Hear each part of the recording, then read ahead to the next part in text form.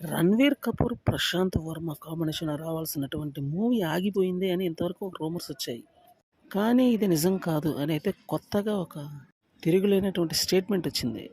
ఈ స్టేట్మెంట్ ఎవరిచ్చారో కాదు. డైరెక్ట్‌గా ఈ సినిమా డైరెక్టర్ ప్రశాంత్ వర్మే ఇచ్చాడు. ఎవరెవరో ఏయేయో అనుకుంటున్నారు. కానీ అయన్నీ నిజమైపోవు. ఇక్కడ జరిగిందేంటంటే సోషల్ మీడియాలో అసత్య ప్రకటనలు ఎన్నో వస్తుంటాయి. అలా వచ్చిందే ఇది కూడా. ఈ సినిమా ప్రాజెక్ట్ మాత్రం రన్నింగ్‌లో ఉంది. ఇది కన్ఫర్మ్ అయింది కూడా.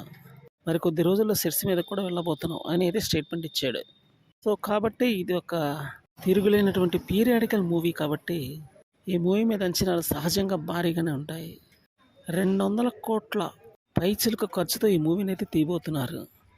బాలీవుడ్ నుంచి రాబోతున్నటువంటి ఒక అతిపెద్ద మూవీగా ఈ మూవీని అయితే చెప్పుకోవచ్చు. లో బడ్జెట్తో కూడా హై క్వాలిటీ ఇచ్చేటువంటి ప్రశాంత్ వర్మ ఇప్పుడు హై బడ్జెట్ ఉంటే ఇంకెంత అదిరిపోయే క్వాలిటీ ఇస్తాడో చూడాలి మరి.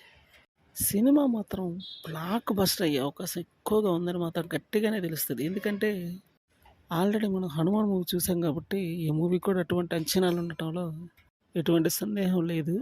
మూవీ కూడా బ్లాక్ బస్టర్ అవడంలో ఎటువంటి సందేహం లేదు.